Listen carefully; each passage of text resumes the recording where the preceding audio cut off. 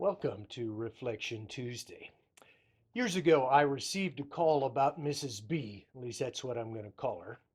Her husband, who was in the hospital, had tried to reach her by phone for the last 18 hours, but all he got was the busy signal. And the person who was now calling me was on her way to the B's house and wanted me to meet her there. Now, as I was on my way, the blaring siren of the ambulance whizzed right by me. Now, entering the home, I saw four paramedics crowded into Mrs. B's bedroom. The member who called me came out of the bedroom and she just said, "She's dead." She went on to continue that she must have gotten sick, tried to make a call for help, but had to run to the bathroom before she could finish that call and then collapsed on her bed. Now, a quick glance of the bedroom and bathroom verified what I had been told. I turned and looked about the kitchen.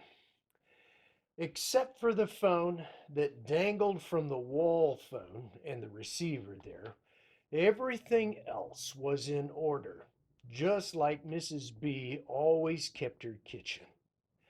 Dishes were in the dish drain, a mug with a tea bag on the counter next to the stovetop, and a tea kettle with just a little bit of water left in it was on top of the stove.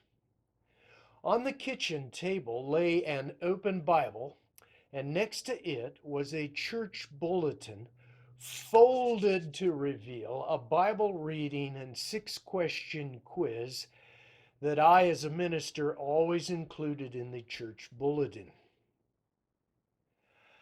Now, a pencil rested right next to the bulletin.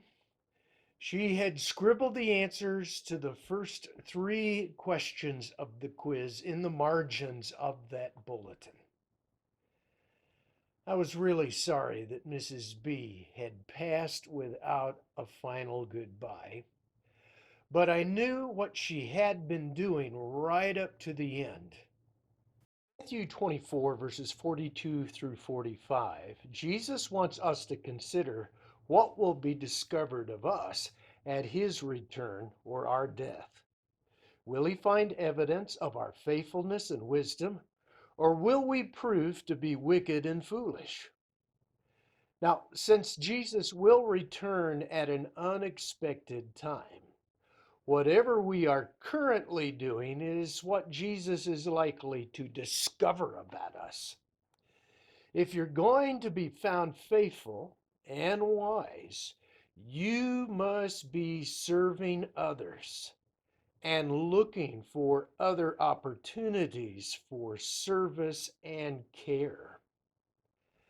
If you want to be found wicked and, what can I say, foolish, then you probably are currently taking advantage of others and berating them.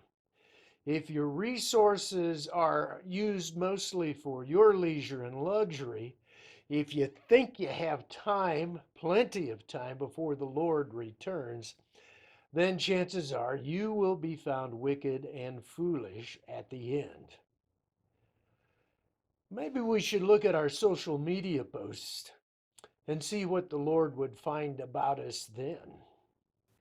Remember, Jesus declared in Matthew 20 through 28, that the greatest in the kingdom are not those with great power or prestige, but rather those who serve others and worry little about their status. Unfortunately, many in the last few years have sought to restore Christianity in America through political power and force. Now, their intent is good, but remember, the foundation of the church is the gospel, not politics. They do proclaim grace, but I find it odd that they seek to restore Christianity in America through laws. And as I read their social media and hear what they often say, it seems like they perceive the enemy to be those of the opposite political party, even different ethnicities, rather than the forces, authorities, and rulers of dark powers in the spiritual world, as Paul identifies it in Ephesians chapter 6, verse 12. Well, it gives us pause, doesn't it? The thing that fights selfishness, that resides within each and every one of us, is the story of Jesus and particularly his humble sacrifice.